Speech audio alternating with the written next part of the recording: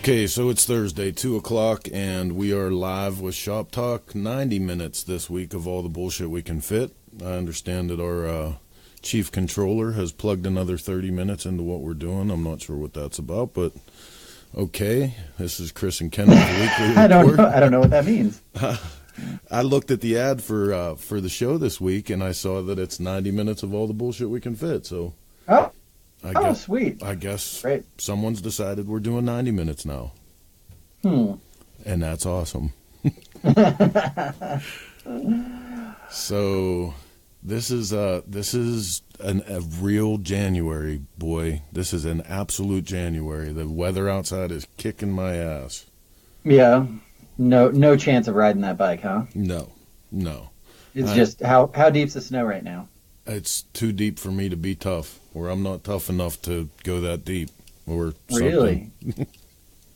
we got snow earlier this week, but then it looks like it's going to be 50 or 60 this weekend, so might have to take it out, get it done. I did find out that I'm going to be doing, once again, I'm going to be doing the Why We Ride to the Quail. So I know I've written articles for the last three years, I think, for you guys, doing it, and it has been a blast. That ride, if you've never ridden, so the thing that's interesting is, so last year, one of the bridges was out, so we couldn't do the Pacific Coast Highway all the way up. Mm-hmm. So it was fantastic, man. I mean, the ride itself is great, but then you just meet all these people that you normally wouldn't meet that are enthusiasts. And of all, like everybody, I mean, people were riding everything from like a Triumph Scrambler with knobby wheels to a mid-1900s BMW to, I mean, it was all over the place, to brand new Indians. It was cool. There were motorcycle cops that were on the ride. I mean, it was give a little background too for people who might not be that familiar with the Quail, what it is actually, because I just became familiar with it through you. Yeah, so the Quail Motorcycle Gathering was founded by Gordon McCall, and he is a avid motorcycle enthusiast and an automobile enthusiast as well. And he started this, and it's like a concourse show, but for motorcycles. I can't remember what the price is. It's not cheap to get in, but you get in there and they give you, you get barbecue. They've got, snack. I mean, everything's included, right? And it's on the green at this golf course, at the Quail Golf Course. It is, and the thing about it, as far as bikes go, like last year it was Norton's. So there were more Norton's in one place than I've ever seen, for one thing. And then just the variety of bikes. It's just not your typical kind of bike show. And this year they're actually, what's kind of, pertinent to us specifically is this year they're actually honoring the Ness family. So Arlen Ness, from what I understand, is going to have a lot of his collection. If you've ever been to his place in California, he's going to have a lot of his collection there from his bikes over the years, which I think is going to be fantastic. Zach and Corey are also going to be there, and so I think it's going to be really cool. I think we're going to start to see more V-twin enthusiasts there, and it's really fun. And the ride to the Quail is actually founded by Brian Carroll from Why We Ride. And he wanted to do a kind of a charity ride up there, and it's just kind of it's gained momentum. This is the fourth year. I don't think I went. I guess I went the first year. But this fourth year, it's going to be cool. It's limited to 100 riders. I think registration is open now, and it's a blast. They have they have a videographer, like an aerial videographer, so you're like flying under drones and. They end up with some great footage, lots of fun pictures, a lot of great people last year. I believe Brian Clock has been on it every year. Robert Pandia was on it last year. Matt Swedlin from who's now with Harley was on it last year. I'm trying to think of other people that some people might know, but it was a fantastic ride, really fun. did it with my wife last year, and that was great. So definitely go check it out. Fun event. Right so, on. Yeah. So, listen, real quick, I just want to remind everybody we are on Facebook Live. You can pick this broadcast up after the fact through forever2wills.com.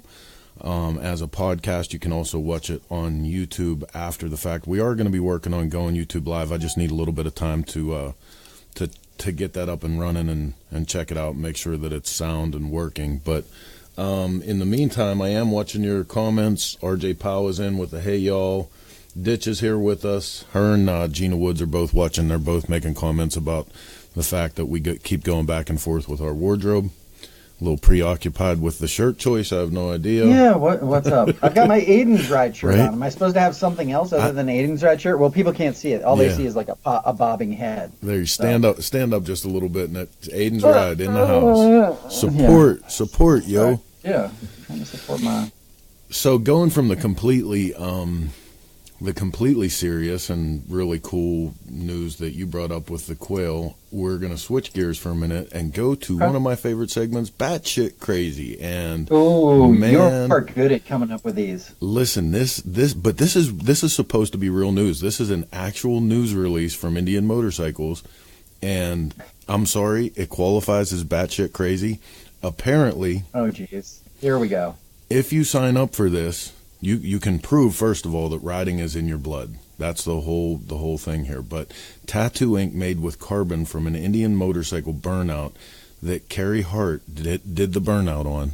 They've scooped this up and made it into ink, and for something like $1,000, you can get in on a tattoo to forever memorialize Corey Hart's burnout on an Indian motorcycle in your Carrie flesh. Hart. Yeah, Carrie Hart. I'm sorry. Because I want some burnt rubber in my flesh for sure. Listen, I mean, I don't care whose burnout it is. That's batshit crazy. That's batshit crazy news. Like, why would you do something like that?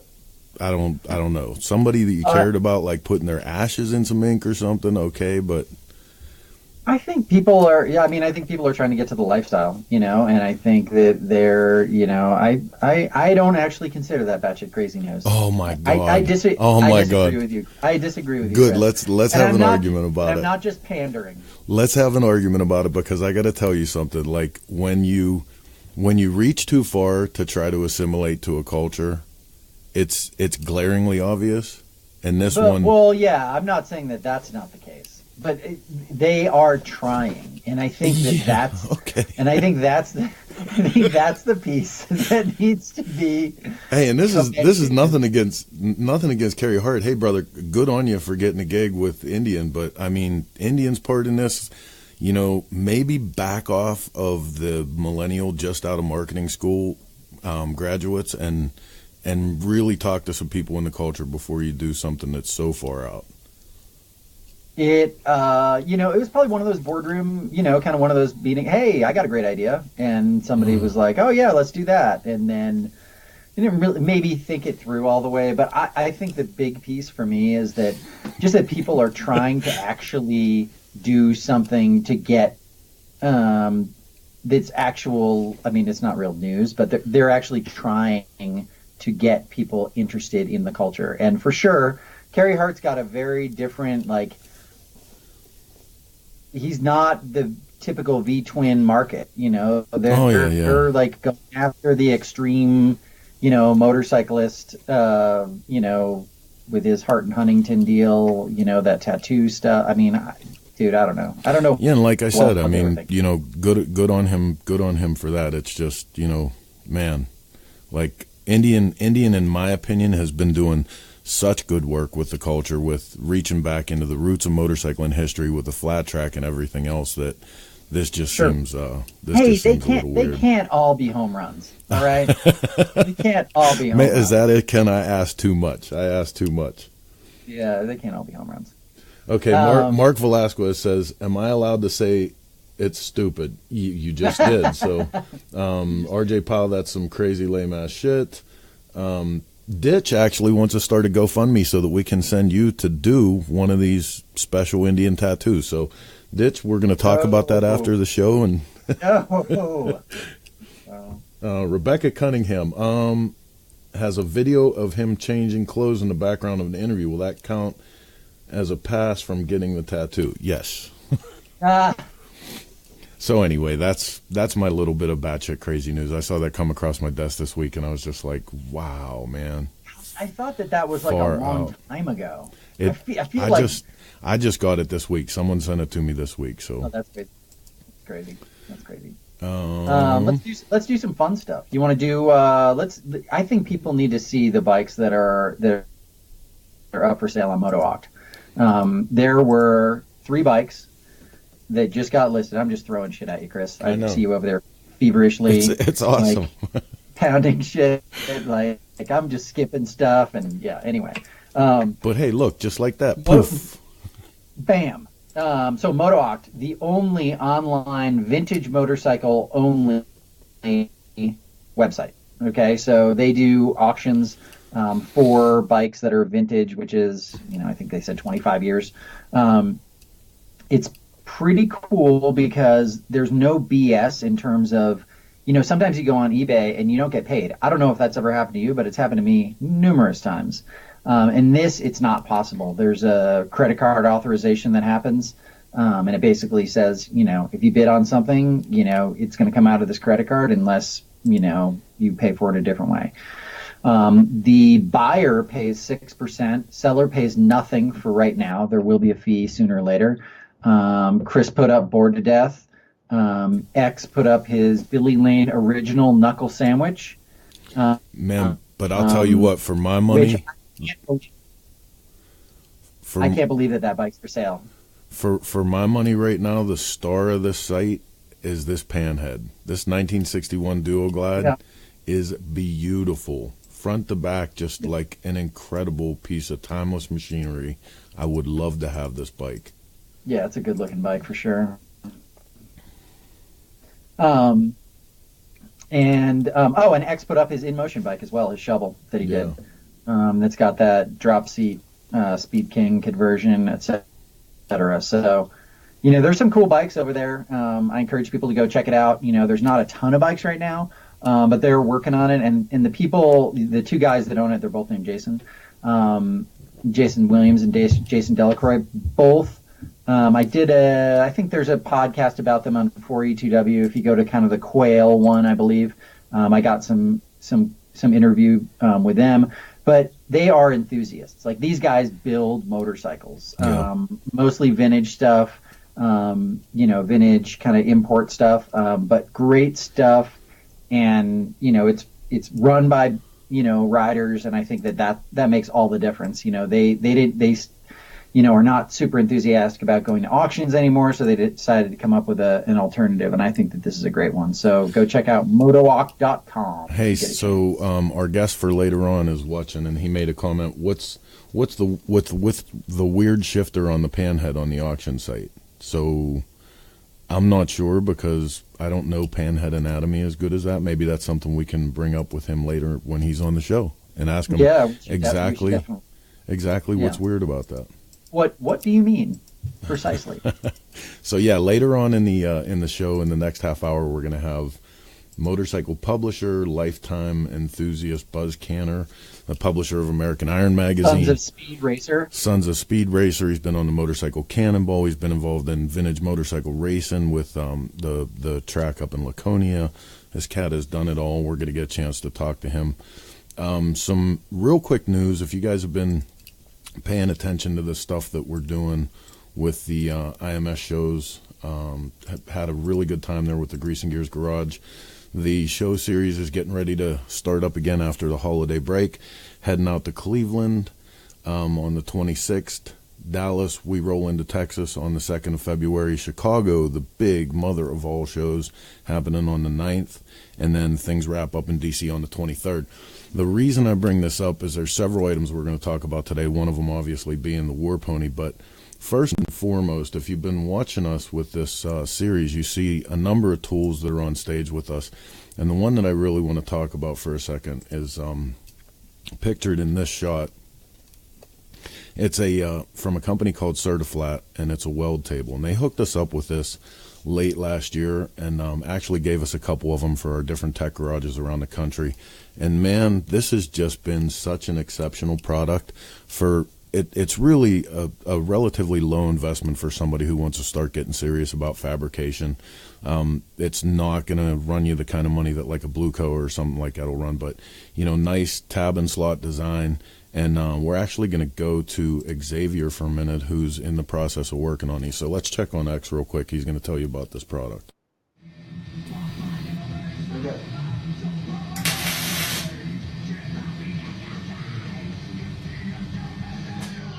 What's up, Chris? What's happening, Ken? Xavier. Here we are, finishing up the table from Sorted Flat Welding Tables. Dave sent it over from weldtables.com is where you can reach them. And man, this thing is intense. I mean, look at the size of it. It's amazing. It's a tab and slot design. Everything fits perfectly, right into place, no problems. I mean, I can't say enough about it. It's incredible. It's actually really big. I'm not sure how I'm going to get it off the table. I'm going to have to call some buddies, come over here and help me out. But it's awesome. I'm going to do a little bit more welding, get it finished up. Once I do, I'll give you a nice little roll around, show you what it looks like. Later. Right on. So thanks to Xavier for coming in with us real quick on that. But like he said, it's a really neat design. He's just putting his together. You can check them out at weldtables.com. We're super stoked to have it on the Grease and Gears garage stage, and it's been extremely useful. And a lot of the stuff we're doing in that program, it's nice to have good equipment for our builders that come in, and expect to have a certain level of tools and equipment there. So good deal. Thank you to them. Yeah, that looks cool. Yeah, I mean, guys always had to rely on kind of building their own, and that's like a huge process in itself. So being able to get something like that and just put it together seems like a real bonus for guys that are doing a lot of fab work. Absolutely. So back to the news. You want to go to let's do parts. That's what I was just going to say. Parts Unlimited. All right, let's do parts.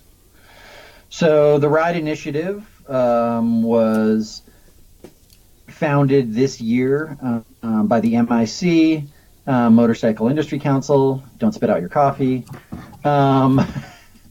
And the idea is that they're going to be at the Monster Jam truck rallies or truck shows, whatever they are. I guess they're shows. And where tons of monster trucks equals tons of kids.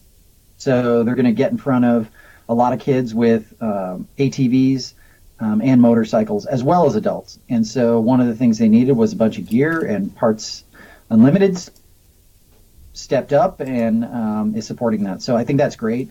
Yeah. If somebody gets a chance and they can go out and check that out, I can't remember where it started off. I want to say it started in California this week. But if anybody goes and gets kind of imagery of what that looks like, I'd love to see it. I'd love to see what they're actually doing out there, how big the footprint is. I mean, I heard it was like a 50,000 square foot footprint outside of these places, where they're teaching people to learn how to ride. So anyways, I'd be super interested to see how successful that is, how many people are coming through, and what kind of influence it's having. So anybody out there that gets to the Monster Jam, let me know. Yes, sir. Yeah, I'm curious with that too, because there was a lot of talk, like at the AIM Expo this year. They were ramping up for this, and there was a lot of talk about how effective it would actually be. Is it really going to be effective in reaching the target audience that we need as far as consumer driven traffic? So it's up to see. Yeah, I think it's an awareness deal. How many people in your life do you think you've influenced to be motorcycle riders? God, I hope none. I didn't do. What about Seth? No, Seth. I'm sure. You didn't ride motorcycles, right? I'm sure I've influenced a lot of people. And the truth is, motorcycling saved my life. I make no bones about it. Getting into the motorcycle culture taught me a lot of great things. So I hope to, in the 21 years that I've done this magazine, I hope to inspire people every 30 days. I hope there's someone new that we're bringing in all the time. Yeah. Makes sense. That might not be the case. I think that's Yeah, but I think that's one of the things. I think getting people out on motorcycles, right? So friends, family, etc., taking people for rides that maybe have never been for a ride before. Eliminating some of that stigma. So anyway. Well, no, that's a good point to lead into our next segment, which is the news about Harley Davidson, and it's actually been quoted that Harley Davidson and other brands are revving up. Needs to rev up for millennials. Need to rev up. Mm-hmm. Yeah, I mean, this was a USA Today story that I saw that I just thought it's just a bunch of, it's another example of people not in the industry talking about something that they don't know anything about. I mean, that was my take on it. What do you think? Man, I've said this over and over again this year, and outreach is important. The stuff that's going on with the Ride Initiative, reaching people even before they're in their teens, reaching out to teenagers, reaching out to millennials. But, the truth is there's a natural progression that's going on with the level of population that we have in the group that you call the super consumer. The super consumer is the demographic that gets to the point that their kids are off to school, their mortgage is paid, and they have money to spend. That's who drives the market. Mm-hmm. There's nothing that you're going to do, any millennial magic wrench that you're going to throw at some shit that's going to change the fact that the people that are super consumers right now are Generation X and Y, and we have money and we're out spending, but we don't have the numbers that the millennials and the next generation have, and we don't have the numbers that the baby boomers before us had. There's nothing that's going to change that. It's what a lot of us are calling what the new normal is. The new normal is this is how much business is out there, and it's going to fluctuate up and down based on trend and timing and politics and all of that shit. But you're not going to change the fact that it is what it is. And until the millennials reach the maturity of the time where they become the super consumer, there's nothing that you're going to do. So great, reach out to them now. They're broke. And, really, even though that the tech companies and everything quote them as, this incredible buying force that's out there, as far as a $30,000 motorcycle, a $20,000 motorcycle, it's beyond their reach right now. And especially when you consider that a lot of the millennials that we see are much more utilitarian. You know what I mean? It's a different culture. So I think getting ourselves ready, maybe that's what this article is saying a little bit, but getting ourselves ready to have products and stuff that are available when these people come into the age that they'll be the super consumer, there's a good idea. It's not gonna pay your rent next week though. That's for sure. Yeah, for sure. Yeah, there's no magic bullet. That is 100% sure. The other thing that I saw from my local Harley dealership was that they've got 000 right now. So 0 down, 0% financing for 48 months, and 0 payments until riding season. Those are the kind of things that get people like you and I thinking about going, maybe I'll go buy a new bagger. But you know what, man? I mean, here's the thing. You listen to some people in the industry right now, and they talk about how those are signs of the sky is falling. And it's horseshit. It's the same kind of stuff that's happening in the automotive industry, whether you're selling bass boats, anything else. There's sales and promotions. There's things that drive in the slow times. There's slow and fast times. It's the natural course of business. It's great that motorcycling had like a 2-minute window where there was money just falling over the edges. That was fantastic. But motorcycling has always been and will always be a very small industry and have very small opportunities for profit. And it's the truth. Agreed. And I mean, it goes to show like one of the, so people don't understand kind of how that goes, like, right? That there's always a sales cycle, right? That there's always something going on, that they've always got to have some sort of promotion. Yeah. Harley has a lot of inventory right now in the U.S. I mean, it is abundant. So they need to get rid of those bikes. But I don't think, people spout off and don't understand what's going on. It's the same thing with Bitcoin. People are freaking out because it's like 10 grand. It did the same thing last year. Like, it always drops in January. It's not like some big mystery, It's like, yeah, it did it. Do you think you're going to be a millionaire overnight? You're crazy. Like, You didn't buy GE stock. What's going on here? You know? Hey, just for a little bit of side note comedy, I'm actually going to run a pool. If you guys go to my website, my personal Facebook page, I'm going to put a pool up for what time in the show each week that Ken Coney finally talks about Bitcoin. Exactly. No, he's the man. Listen, I got to tell you, Ken told me about Bitcoin a long, long time ago, and I was like, yeah, okay, I'm not even putting $100 into this. And he did, and he laughs at me constantly because his Bitcoin is worth a shit ton of money now, and I have the same old dimes in my pocket. Yeah, that's all right. That wasn't the point of that, but I think it's important that you understand what it is that you're talking about. And sometimes I read stuff like this and I'm like, oh, they don't know what they're talking about. And there's a bunch of things in there that aren't necessarily 100% factual, And I think when people, a lot of this is measured in very small increments. If you look at, we were going to talk, but I don't think we necessarily need to.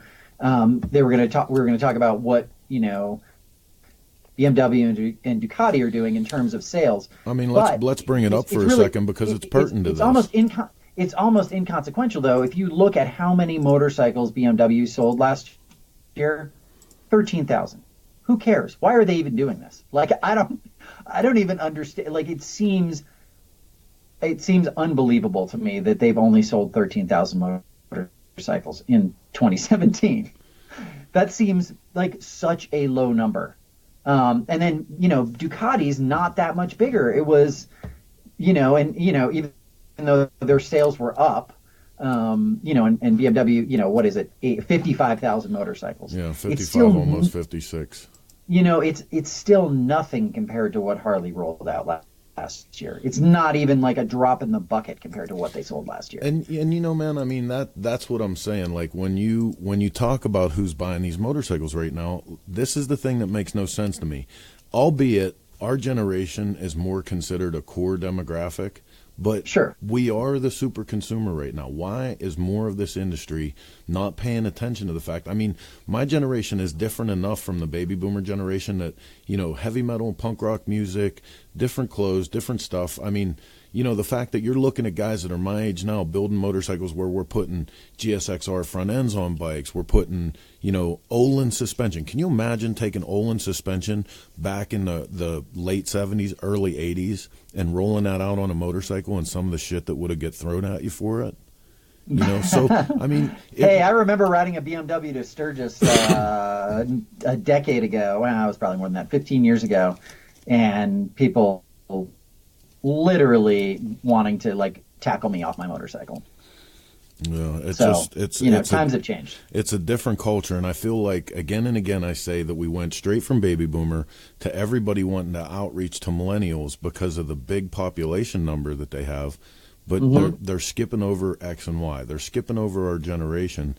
And just like when you talk to companies like Vans is super guilty of this. I've talked to Vans for forever trying to get them to sponsor. And they're finally coming around in this last 3 or 4 years to sponsoring motorcycle stuff. But, straight from some of their executives, they told me, hey, look, we don't ever feel like we have to sponsor stuff for your generation because you're already wearing our product. You're going to forever. And it's like, how does that, again and again I come back saying there's a responsibility to the culture, to nurturing the culture, to generation after generation, ensuring that this stuff carries through. And attitudes like that, ravenous capitalism attitude is just bullshit. Yeah. Yeah, but it is pervasive.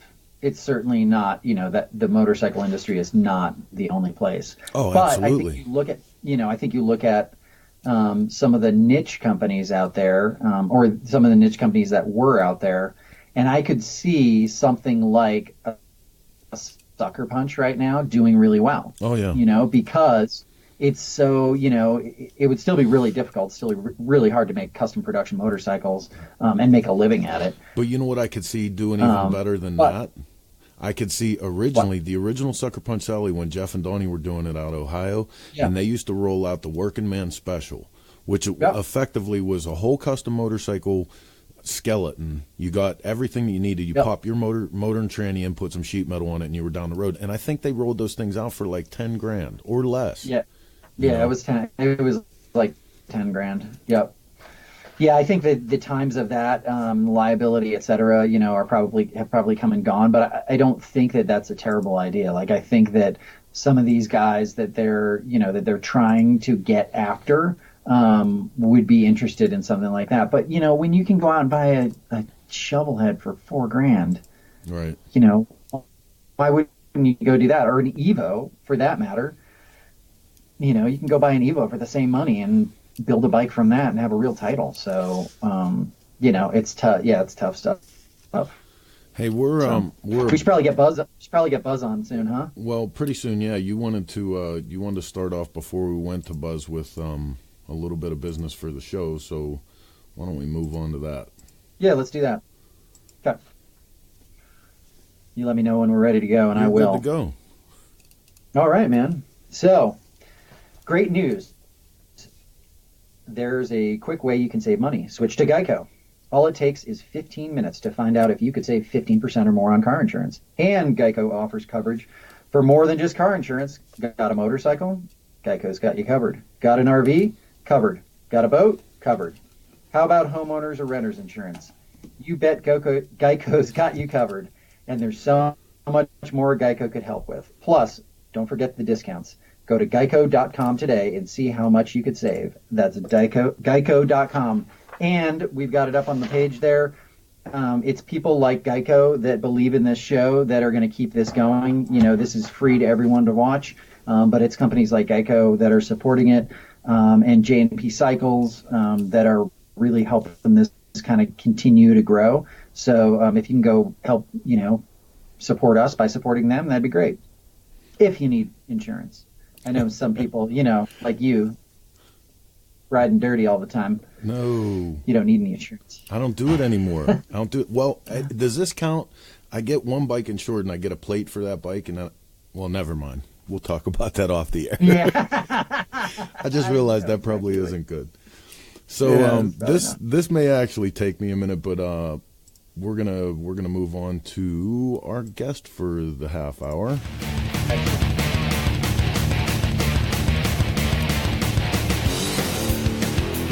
Thank you for calling TAM Communications, publisher of American Iron Magazine, American Iron Garage, and home of Grease. The person at extension 101 is unavailable. Please leave your message at... Son of a bitch. Wow. This is where... That's not the way it's supposed to go down, man. No, you can tell sometimes that this is what happens when I'm trying to engineer the show and be part of it. It's just, it's tough. It happens sometimes, though. And I think that's what people really like about this show. Come on, guys, chime in. Let us know how much you like this part of the show where we can't get a hold of people. Hey, it's great. While we have this little delay, I will tell you that Lawn Norby's on with us. Buzz actually just put question marks up. I hope that means, is it my time to come on? Mailman Kevin O'Brien's here with us, Robin Cole. RJ Powell from Cutting Edge Custom says, the best cost-effective fab table I've ever worked on. And he's talking about the Certiflat weld table. So that's great. Thanks for that comment, RJ. We put that stuff out there so that people can... Thank you for calling TAM Communications, publisher of American... Here we go. You're on the air with Chris and Ken. Hey, it's Buzz. How you doing, man? We're live. Hi, Buzz. Yeah, I have no idea why that didn't go through. Oh, I'm sorry. I'm sorry too. I tried to follow instructions the best I could. So, okay. If you have the show on in the background, can you turn it down for the? I just did that. It's because otherwise it's echo. You high tech guys, right? So Buzz, so man. I have to start by saying I did get a Carrie Hart tattoo, and no, you did not. And I'm not sure what all the fuss is about it. I'm rocking it proudly. Oh, that's my man. The only tattoo you got, right? Oh, absolutely, I love it. Yeah, it is. That's my man. So listen, man, we're super jazzed to talk to you today because I've had the pleasure of getting to be friends with you over the years and really getting to know you. And a lot of people might have the impression for the fact that you put out America's best-selling custom motorcycle magazine year after year, they might get the impression that, you know, this is your job, this is what you do, and really I've got to know you on a whole other level, man, that you are like a super enthusiast. Wow, you know something, keep it up, and I'm going to have to buy a larger helmet to fit. But you know something, I've been riding bikes most of my life. I've been loving it. When I was younger, I had no idea I would make a living in this or meet so many people. And it's you know, when you love what you're doing, it's not really work. right. Agreed. Right. I mean, you guys get it. You know, Chris, you're living the life. Ken, you're living the life. We get to meet amazing people and do some very cool stuff. And if we're lucky, we get a paycheck at the end too. Yeah, that is the luck part. Agreed. Let's give people a little bit of history though about you and American Iron Magazine for those that don't know your history a little bit. So where and when do you come in with American Iron Magazine and in the history timeline? Okay, well, the short version is I started a magazine called Old Bike Journal back in 1989, and it was a classified ad for old bikes. I was into old bikes. And, you know, we took it national and had a little success. It never really became a big deal, but it was fun. And then in 91, I was able to buy American Iron Magazine. It was based out in the West Coast, and a lot of people don't realize it was actually owned and run by Custom Chrome. Oh, no kidding. They decided... Huh. Yeah, and they decided it was time to get out of the print and publishing world and go focus on their hard parts. And I was able to buy it and move it east to Connecticut. And, you know, we've been trying to make it bigger and better ever since. No, Very cool. And geez, take that picture off me. God, do I look fat on the screen. no, this is some of the best. I gotta hit people to the stuff that you do, man, because you're a constant source of inspiration for me, and I know so many other people. And the picture that I have right up right now, I have to tell you, is that is a reoccurring topic for us to talk about here on the show. Was the Billy Lane Sons of Speed. You were one of the racers in the inaugural race there. You raced the second race with them in Biketoberfest, so the second Daytona race. That's right. Take a couple minutes and talk about that, because we want to go all over the place with you and talk about the Cannonball and, you know, your exposure to racing too. But just talk about what it was like that first year for Sons of Speed. I'd be happy to. It was total insanity. The first, well, you know, call it like I see it.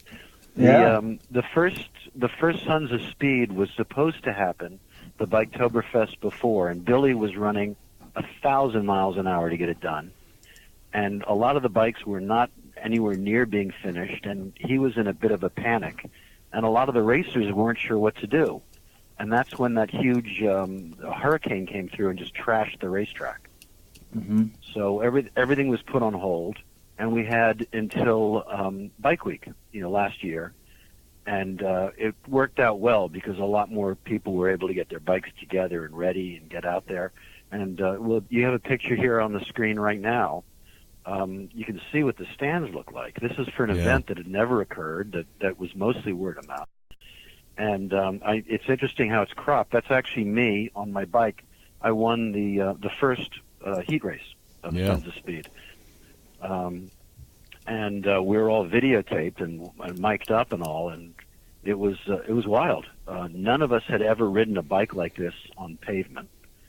These are real board trackers, in that they had no brakes, they had no suspension, they had no transmission, and they had no clutch. Yeah. Which means once it's running, the rear wheel's spinning. And that's it. So, and none of us knew, you know, it really had a frame of reference.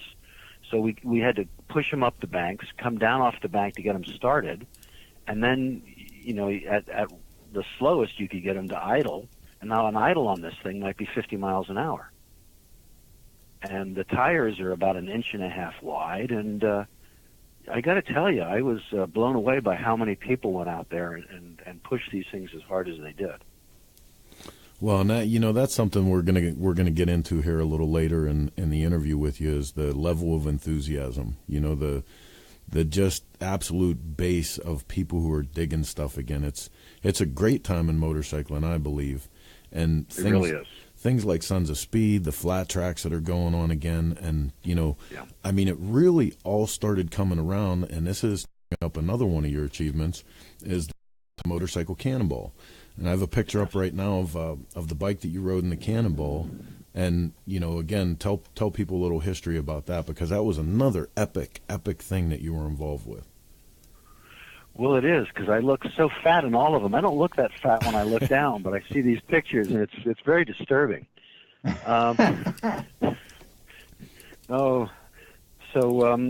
photo was taken in Texas. The first motorcycle Cannonball went from Kitty Hawk, North Carolina, to Santa Monica, California.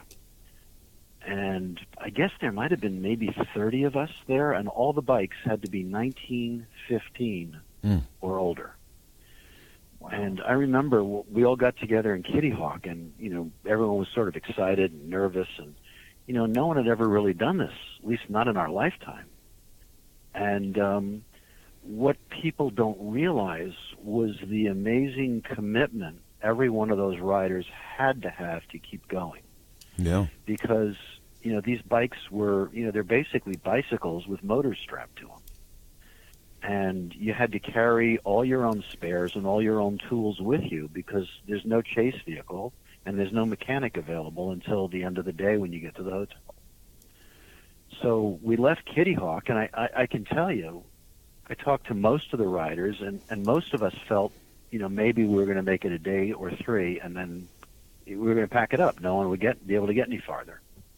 Mm-hmm. And it turned into this family, this rolling gypsy motorcycle family, where we would push, pull, or drag each other as far as we could to keep the whole group moving forward.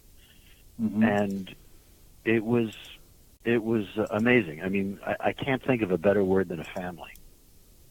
And most of us made it across the country. You know, I mean, every night it looked like a MASH unit in the parking lot with motorcycles all torn apart and being fixed. But these people were serious enthusiasts and deeply passionate about these vintage motorcycles. You know, and that's something for me to bring up real quick too, is your day starts and ends with the fact that you are absolutely an enthusiast for all kinds of motorcycles, but your personal collection that I've seen bits and pieces of vintage motorcycles is just off the hook. Like, you have some of the coolest bikes that were ever made. Well, thank you. I wish I had every one I've ever had, but you know that you can't do that. And you know, I've been buying and selling old motorcycles for close to 40 years. And, wow. You know, the ones that really float my boat, you know, I tend to keep. And the ones, you know, if I don't ride it for a couple of years, then I think, well, maybe, you know, move it out to someone else who can. And, you know, the picture you have up here is of a 36 Knucklehead. This is a motorcycle I thought I would never own. Yeah. And it's the way it came to me was amazing. It's I got a phone call one day. Some guy said, "I'm trying to reach Buzz Kanter." I said, "Yeah," and we chatted for a few minutes. And he said, "You featured my bike in the magazine." I said, "Oh, that's nice." And, you know, I wasn't really paying much attention. So what is it? He said, "A 36 Knucklehead." I said, "Wow." I said, "No kidding. When was that?" Or I said, "Who's the photographer?" He said, "You were." And I was like, wow, you know, that kind of stands out in my mind. I said, well, when was that? He said 1991. Oh. It was one of the first bikes I shot after we bought American Iron. That's fantastic. So I said, well, why are you calling? He says, well, I want you to buy it from me. and you know, he was an older gentleman, and he couldn't ride anymore. And I said, well, why me? He said, because A, you'll ride it. B, you'll love it, and C, you won't sell it out of the country. Yeah. Mm-hmm. And that was maybe 10 years ago, and I ride it a lot. And I bring that up, the whole vintage bike thing, because what you're talking about with Cannonball and what I saw with Sons of Speed, that family environment, the family of people that get together, that extends so far into the vintage bike thing. It's really it's a family of people who become caretakers of this special, fragile motorcycle history. That's very true. What we find is most motorcycle enthusiasts are passionate about their motorcycles. Most. When you get into the vintage stuff, that level of passion escalates, and it's fascinating to see. Earlier, you two were talking about the millennials and how some of the millennials are now becoming fascinated with these antique motorcycles, and I'm real curious where that'll lead. Yeah, me too. Yeah. For sure. I'll go back to the Cannonball thing for a minute, because Lon Norby just reminded me on Facebook. I would be remiss if we didn't take a second and give our best memories of Lonnie Issam Jr., who started the motorcycle Cannonball, who was obviously has passed away, and man, his vision, I can only imagine, is going to live on forever, because this is such a special thing. Lonnie was the guy who put the whole idea together and the whole concept. And I rode with Lonnie more than once on each of the first three Cannonballs. And I got to tell you, he was more surprised than proud. He was stunned at how popular it had become, because he was truly a humble guy. Right. And it so went beyond his vision that we'd be riding with him, we'd stop somewhere, and he'd just sort of shake his head and say, "Look at this! Look what we've created." And I'm sure he's somewhere looking down at us and smiling, but also scratching his head, saying, "I never imagined it would turn into this amazing event." Mm-hmm. Right on. Well, I'll tell you what, there'll never be another one like him, but I sure am glad that the legacy he left behind is such a special thing for vintage motorcycling. Yes. Well, Jason's doing an amazing job carrying it forward. He is. Jason Sims. Yeah, he is. Yep. Yeah, I remember going into Lonnie's shop up in Sturgis. I don't know. It was probably after the first, maybe the second Cannonball, and I walked into his shop, and I couldn't believe the bikes that were in there. And I think I interviewed him for my podcast, so anybody that's interested, they can go and check it out.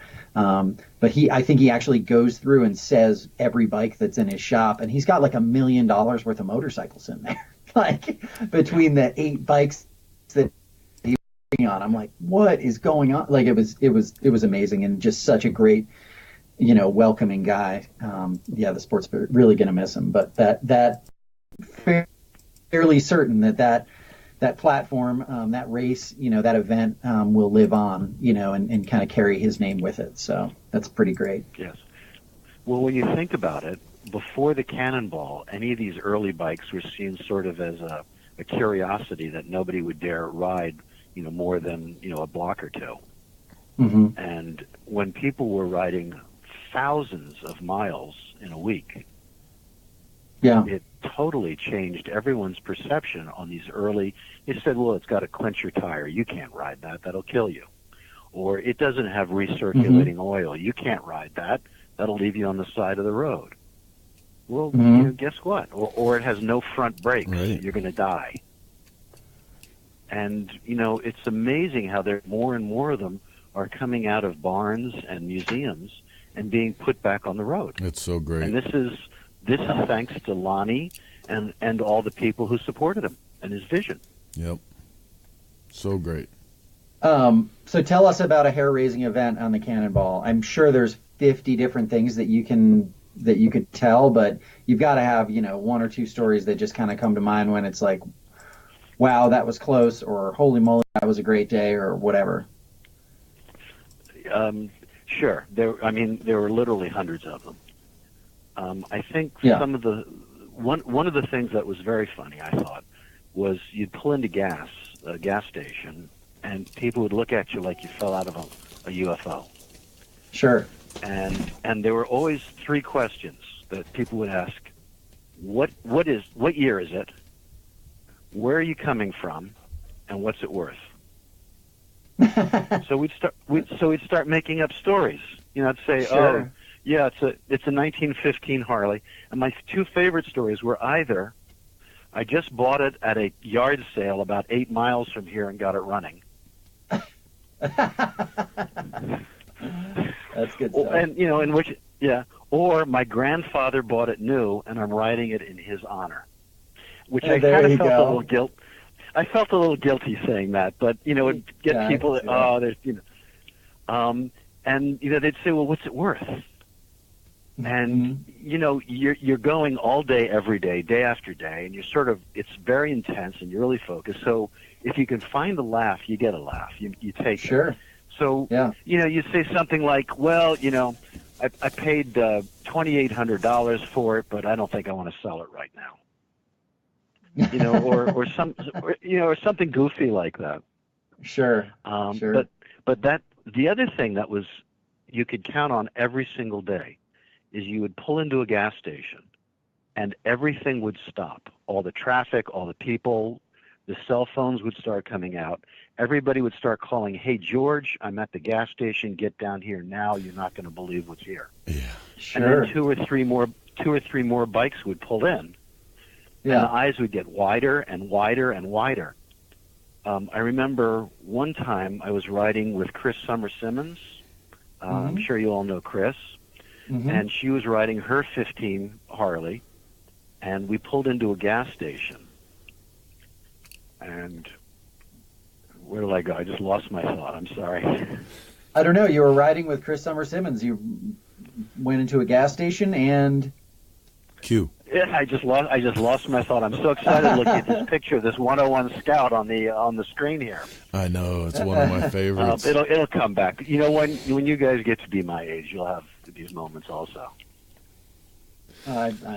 So let's switch gears for a minute now and talk about the other forms of vintage motorcycle racing that you've been involved in, because you've done a lot of track stuff, and this is another Indian that I'm throwing a picture up of now. And I think this is you at Laconia. It is. Okay. It is with Butch Bear. There you go. Who is a legend amongst legends. I've known Butch for a long, long time. He literally grew up in the Indian factory. Literally, his father, Red Bear, owned the Indian dealership in Springfield in the Indian factory. Oh wow. Whoa. Inside the factory. So Butch, as a little kid, used to run all over the place. And I think he did his first race on an Indian when he was like 14 or 13. So he's been racing, long before I was born, and continued until just recently. And this is a bike that I bought from Butch years ago. At an auction, Jerry Wood auction, and the bike came up, and I wasn't planning on buying anything. And I recognized the bike, and the bidding did not go off, so I just kept putting my hand up, thinking at least I'll get the bid honest. Yeah. No one's going to buy it for $5,000, and we kept up and going up, and I figured there's no way I was going to own it, and the bidding stopped, and it was mine. Wow. And I realized I had raced against Butch on this bike years before. There was an event called Streets of Laconia where we did road racing literally on the streets of Laconia, not on the track, but on the roads. And they put hay bales around it and created about a 1.5 mile track. So and great. Butch was on that, and I was on one of Doc Batchelor's racing Indians. And Butch and I would go down this long straightaway, and we'd go into a tuck, and then you'd pop up, and you turn hard left on the end of the block, and there'd be hay bales there. Huh. And we were running about the same speeds. And one time I went into a tuck, he went into a tuck, we were side by side doing, I don't know, maybe 70 miles an hour down this city street. And the turn came up, so I popped up and started slowing down, and Butch stayed in the tuck. And I thought, man, and he was maybe 70 at the time. Yeah. Oh. And I thought, holy cow, that guy's got some guts. And I made the turn, and he didn't. And he went straight through the hay bale. and into this crowd of people. They were diving out of the way. And so the whole lap, I was thinking, oh, my God, I killed Butch. So I came around the lap, and I slow down a little bit. This is still during the race, and I'm looking over into the crowds, and I see Butch standing up, knocking straw off of his racing leathers, smiling from ear to ear. That's fantastic. On this, and this bike still has the dent in the gas tank from where he crashed it. That's so funny. That's such great history right there. Well, and see, that's what I was hoping. Exactly what we've done here so far is that we've pretty much talked for a half an hour, and we haven't even got to the topic of what you're most known for. So we're gonna switch into that real quick. So American Iron Magazine, obviously, the premier motorcycle magazine for the custom and V-twin motorcycle industry. It's something that I've followed forever before Cycle Source got to the national newsstands. I still follow it. I still keep an eye on what you guys are doing with that. Has been, just the book where the history of our generation has unfolded through your pages. You've had really, really incredible people in the editor's position. One of my most favorite people in the world was Chris Maida. The tech is outstanding. Who still does work with us, by the way. Right. Yeah.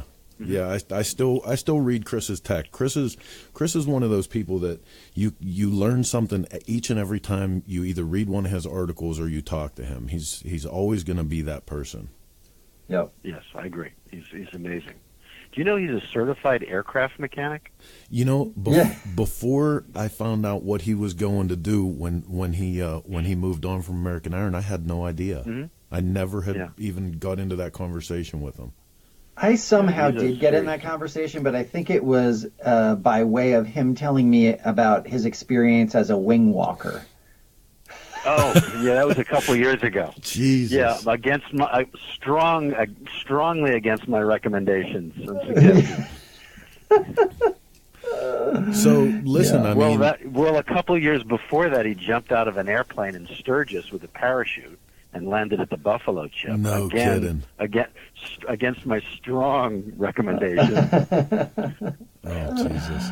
So he might be a hell of a mechanic and a hell of a good guy, but he's got at least one screw loose up there. That's for sure. That's for sure. Well, listen, man. On the topic of motorcycle publications, so in your tenure of American Iron, you've seen a lot of ups and downs, a lot of changes from the manufacturers, from the custom industry, and I mean that brings us to a topic Ken and I are talking about every week: is what exactly is going on in the industry right now. More specifically, for your end of the industry, you hear over and over again, print media is dead, and right.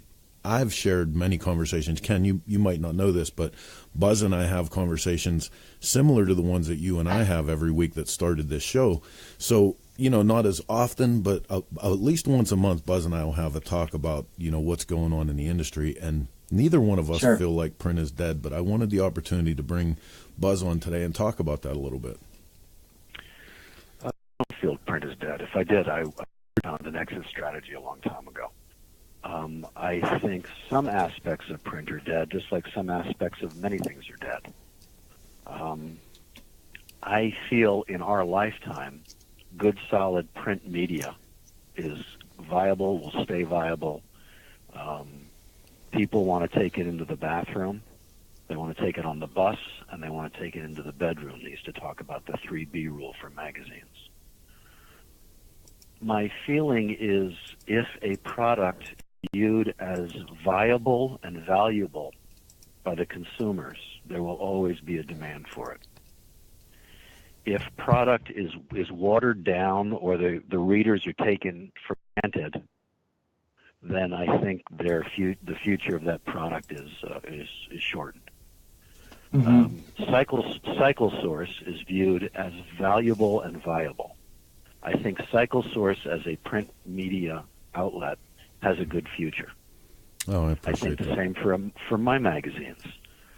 Other magazines, I can't say that about. But to say print is dead is short-sighted and foolish. I agree. Don't you think some of that, Buzz, comes from the passion that is exuded by the fact that you and Chris kind of run the ship, and it's you. There's not like this boardroom of people having to make decisions, or this kind of collective, that there's actually somebody that people can look to for leadership. Yes. Well, first off, Chris Maida still contributes to us, but he retired from the editorship a couple years ago. And Steve I meant Lee Chris now, Callan. I meant Chris Callan. Oh, okay. Like, so, American Iron and Cycle Source, kind of, running parallel in terms of, yeah. Okay. I have a very clear connection with Chris. The one with Ken is slightly muffled, so I apologize. Sorry. I think Chris and I share a deep-rooted passion for the sport, the hobby, the industry, the people, and the machines. I think if Cycle Source and American Iron were to disappear tomorrow, Chris and I would still be out there messing with bikes and going to events and doing things in our garage. Even if we had to pay to do it, I think that is part of the secret sauce. I've been a big fan of Chris Callan and what you do for a number of years, and I've told you that. I think your passion carries the magazine with you and attracts the kind of talent and enthusiasm that makes your magazine more than viable, but makes it energize this industry. And I can't say that enough. And this isn't a chat job. I look at some magazines, not even necessarily motorcycle magazines, and you can look at these magazines and think, well, they called that one in, didn't they? That wasn't from the heart. And you look at another magazine, and and immediately you say, holy cow, these guys get it, they live it, they want it, and they're going to do whatever they have to make it happen. Yeah. And I think that's why print is not dead, but editors who don't give a damn their future's not that solid. Sure. I think. And that's. Sorry if I'm getting emotional. But, no. That's exactly the sentiments that I have, and it would sound like I was blowing my own horn if I said that, but really there's a group of us out there, and it extends beyond the magazines that are on the national newsstand. There's a lot of magazines out there. There's a lot of different media sources. We were talking last week about like Gina Woods coming back with Open Road Radio, and Danger Dan doing his podcast, and the stuff that's going on with the media creation and these different people that are putting their hearts and souls into things. One of the things that I like best about what's happening right now is, yes, it's not as extremely profitable to do this business anymore, but it's getting to the point where it's got to be people who are invested like you are, like I am, like Gina is, like Danger Dan, like Ken. People who half of the payoff of doing this job is the thing that you're doing itself, and the actual numbers of it come. The funny thing is, Chris, when I started Old Bike Journal in 1989, I had a full-time job, and my goal with Old Bike Journal, I was thinking, man, if I can make enough money in a year to buy an interesting used classic motorcycle, I consider that a success. Yep. It wasn't, how do I make a ton of money? It's how am I able to do this and make a little bit of money? Mm-hmm. And that would be good enough. Yep.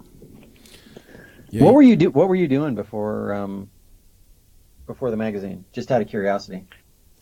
Oh, you're going to love this. I was running a crossword puzzle publishing company. No. Yes.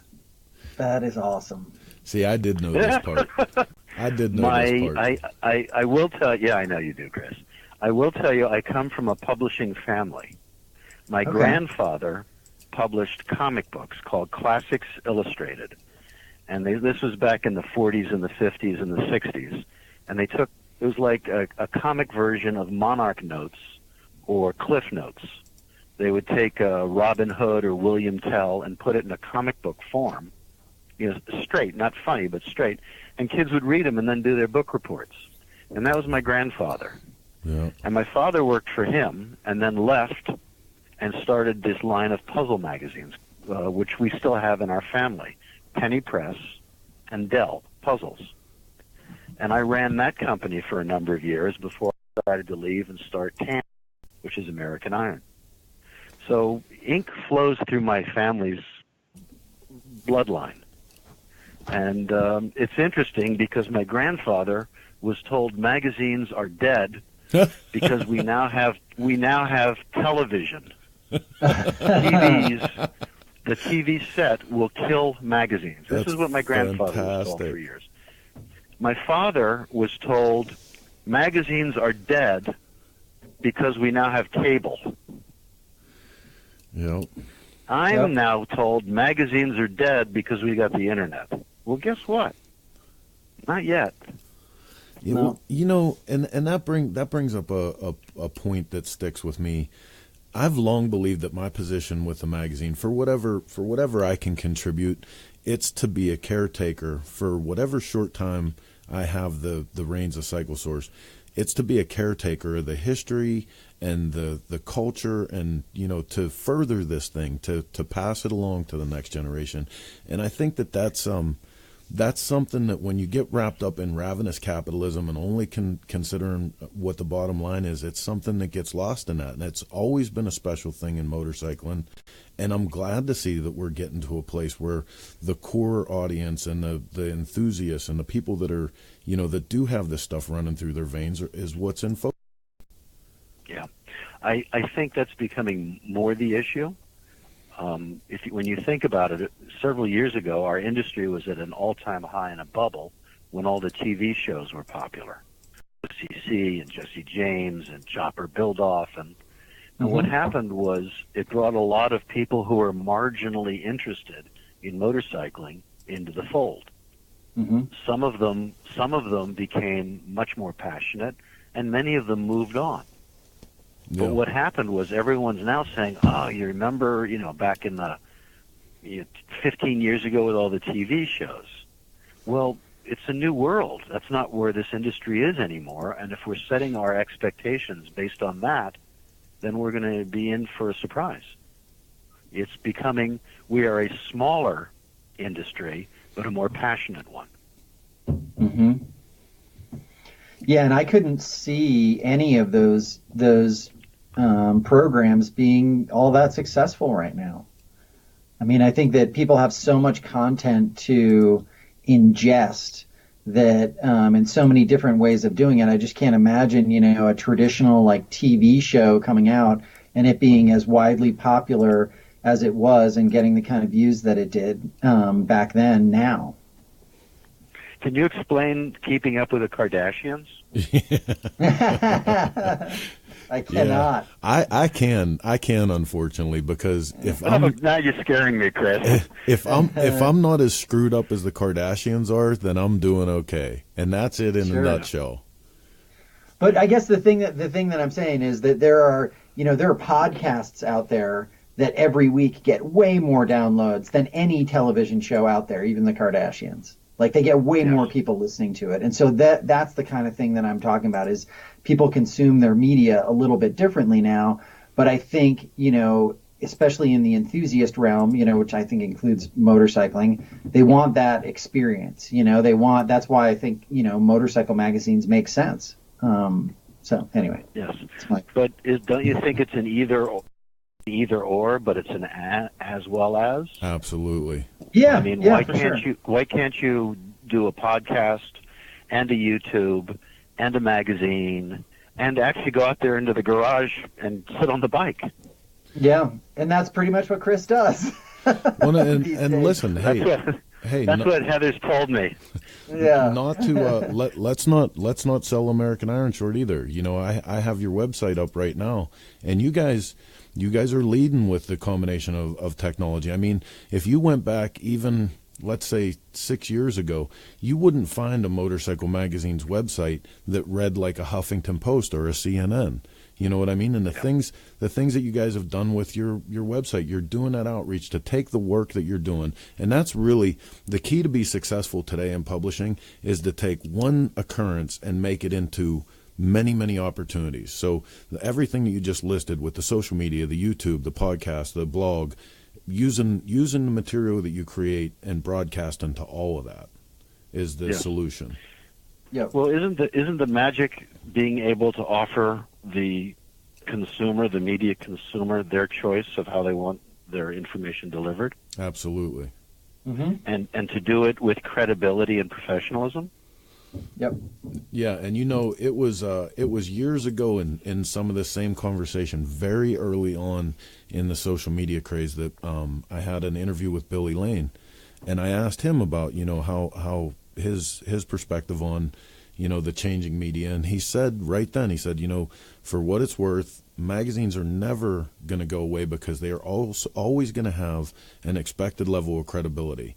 When they report on something, there's a liability of reporting something that's false. There's people that are accountable, where things can go on with social media that may or may not be factual, but that's right. It comes down to, like you said, the credibility of the source that's putting the media out. Mm-hmm. It's interesting. I just a column for America that'll be out, I think, in October or for Bike Week, and I talk about the value of a professional motor journalist versus a quote citizen journalist unquote, and how often the citizen journalist might be faster out with the facts, but might not have them straight. So where's the credibility? Yeah. If you want entertainment, YouTube's pretty amazing. But if you want education, you're not sure, are you getting the straight deal or not? Yeah. Mm-hmm. Well, Buzz, I'll tell you what, man. I appreciate you taking some time with us today. It's a pleasure, an absolute pleasure to bring some of your story that the general public might not know how deep your enthusiasm goes. It was great to catch up with you and bring that out. So. Well, I appreciate it. So I gotta end with two things. One is I gotta say, where can I get a shirt like yours, Chris? You have to get Heather. You have to get Heather to buy them online for you. I don't know where she gets them. Yeah. Okay. All right. Well, I'm a little bit smaller than you, but not much. And the second thing is I'd like to make a statement to everybody who's still listening here. If you like what the magazines are doing, support them. There you go. And the way to support a magazine is to buy a subscription, to tell a friend, to come out be to the engaged. Events. Yeah. Exactly. But don't assume that everyone else will support them, because it's just not happening. If whatever the publication, if it's Cycle Source, if it's Easy Riders, if it's Baggers, if it's American Iron, whoever it is, support them. Let them know. Amen. Let them know we appreciate what you're doing. Here's $25 to buy a subscription. It means the the world. $25, it really does. I mean, it's not a massive number, but it lets us know, because most of the time when we hear from people, it's a complaint. Hey, you misspelt the word Sportster. Hey, that bike's not a 2014, it's a 2013. Don't you people know what you're looking at? This picture's backwards. And exactly. Well, we haven't done that in a long time. I don't suspect you have either. No. But you know what? Drop an email. Drop it to the magazine. Say, hey, I like what you're doing here, or how about something in this area? Yep. But support the ones that support you. What's your line, Chris? You use it a lot. Support the lifestyle, or? Oh no, that's not our lines. Our line is Grassroots Motorcycle Publication, but there's right. That's your subtitle. It's Mark V. Mark V is support the culture you love. Yeah. Right. Yep. And and absolutely, whoever it is, but print's not going away. At least not most of it. Some of it will. Yeah. And there's a lot of people working very, very hard behind the scenes to get that stuff in your hands on a regular basis. Absolutely. No matter how hard Chris and I work, we can't do it without these incredible teams of people behind us. Incredible. Yeah.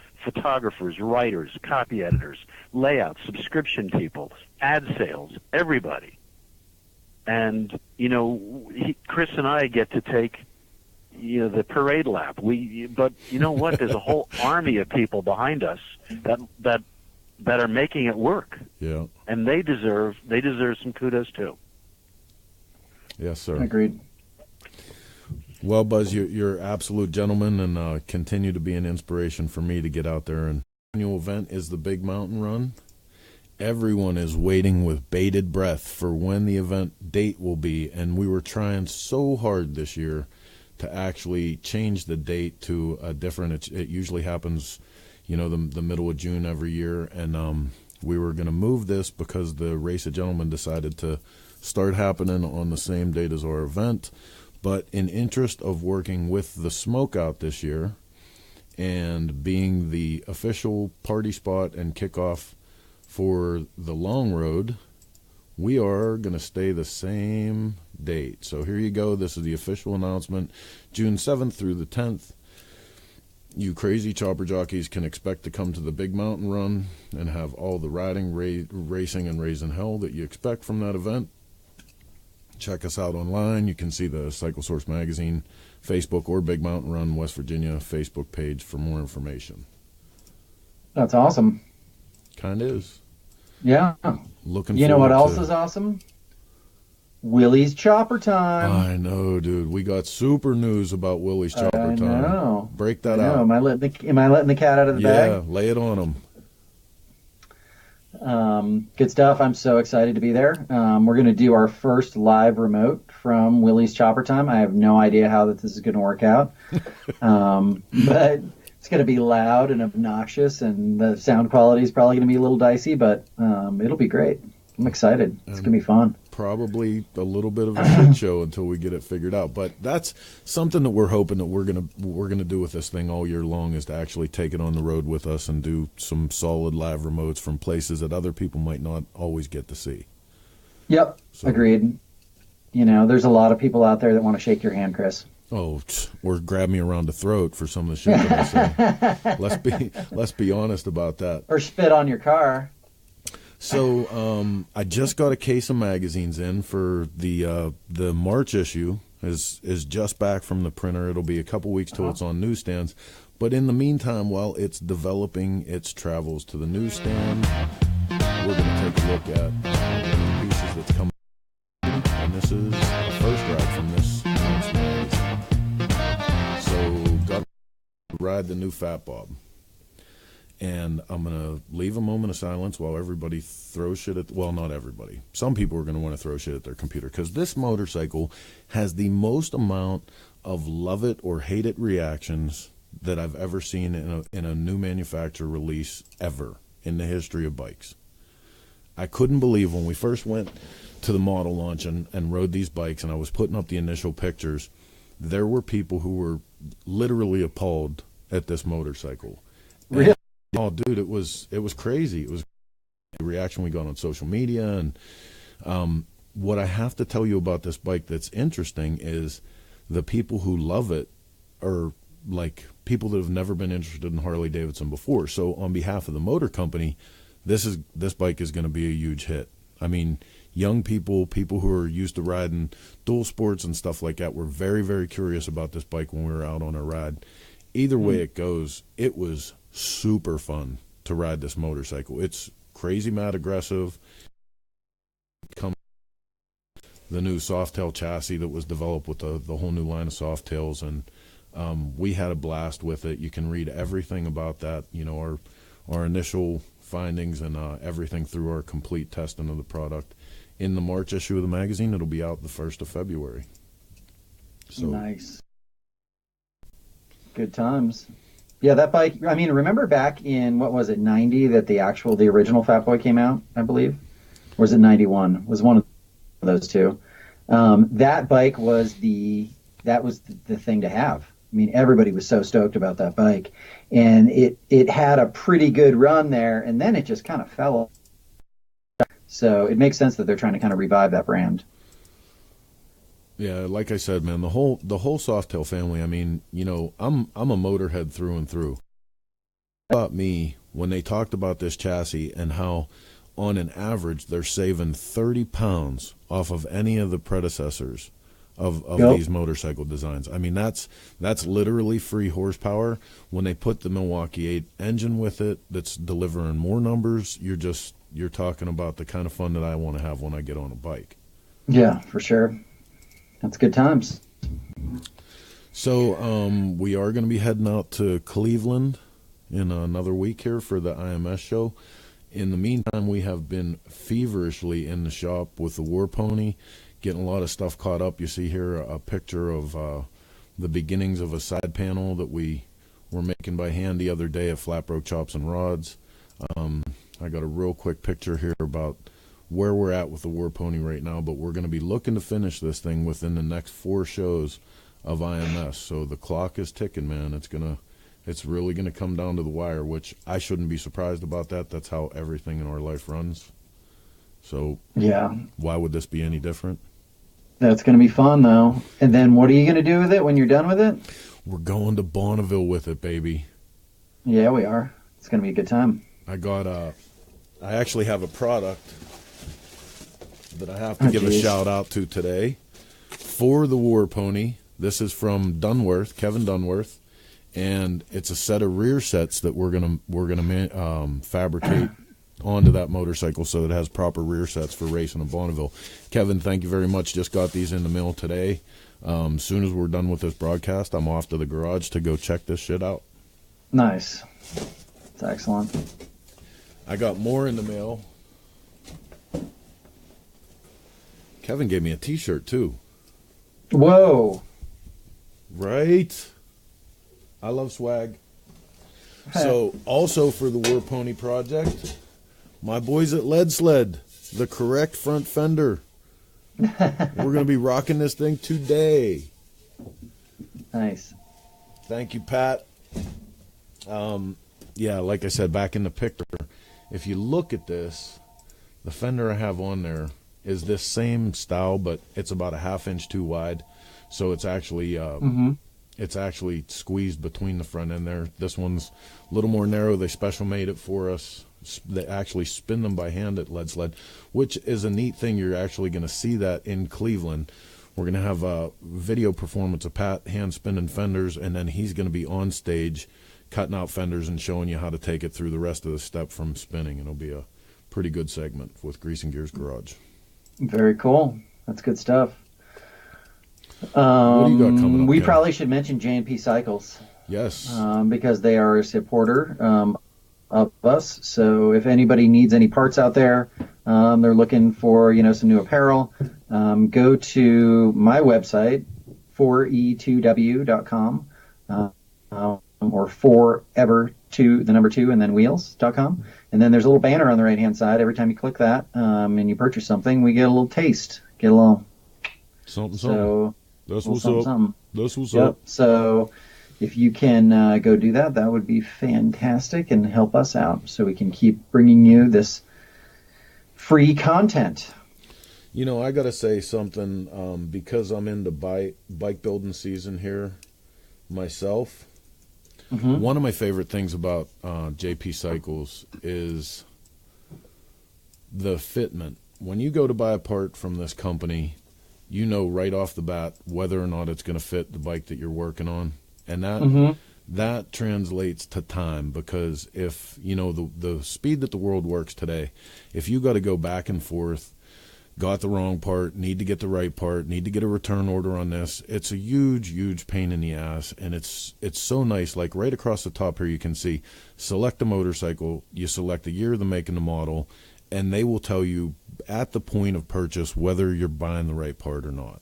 And that's just something I really appreciate, and I wanted to give them an extra little shot for that, because it saves time, and that's the most important factor in bike building. Agreed. Yep, for sure. So before too long here, we're going to be having Neil come on from the Donnie Smith show for a little interview opportunity about what's going on. Donnie Smith is right around the corner. As soon as we get back from Daytona, we're going to be gearing up for that. In Daytona, we're also going to be doing the Boogie East show. You guys that were hip to that last year was, one of the most chill kickback times that we had in Daytona. It was a blast. It's going down on Friday the 16th at 2 p.m. in Annie Oakley's. Be there for sure. Cool. And we did it. We rolled right through 90 minutes like it was nothing. Nice. Good times. What else you got today, baby? I got nothing, man. I'm good. I got some venison ribs upstairs, just like slow cooking. They're gonna be on the grill tonight, and yeah, I'm looking forward to riding my bike this weekend. Oh, I have to get you pictures of that. I have to send you like. Dude, I'm leaving here, and I'm gonna work for the first hour that I'm at the shop and starting a fire. I am riding, and there's and trying to get that thing warm, huh? Yep.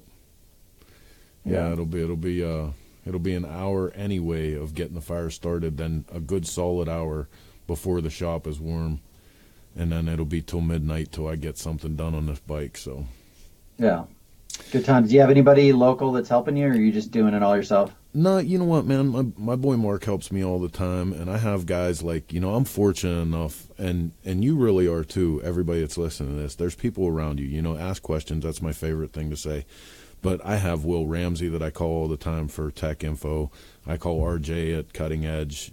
People stop by the shop all the time and help me out. So you're never, no matter who you are, you're never really building something by yourself. Like there's always input, there's always advice, there's always people that are there lending you a hand. So I try not to say that I do any of it alone.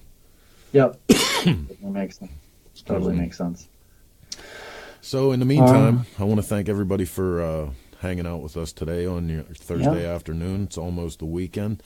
Make something good of it. Ride a motorcycle, go in the garage, build a fire, build a part, get something started, because the riding season is right around the corner, man. That's right. And thanks again to Buzz for coming on with us. That was a great interview. Absolutely. And just shortly after this, you'll be able to pick this episode of Shop Talk up from kensforever2wheels.com through a podcast. You can also get that through iTunes, right? Correct. Yep. It's on iTunes and Stitcher and all the places you can get podcasts. So the good news to bring to you is that Shop Talk does have its own Facebook page now, and you can go follow us there. Keep on top of where we're going to be doing live remotes. We're actually going to have some T-shirts printed, some shit like that. For all of our solid, constant regulars. Mark V, I'm talking to you. Buy a shirt, you cheap bastard. Ken needs to get cereal for the kids. Oh, anyway. So go do something. Support this industry, support the culture, or just have some fun, because that's what motorcycles are about. That's right. Till next week. I'm Ken. I'm Chris. We're out.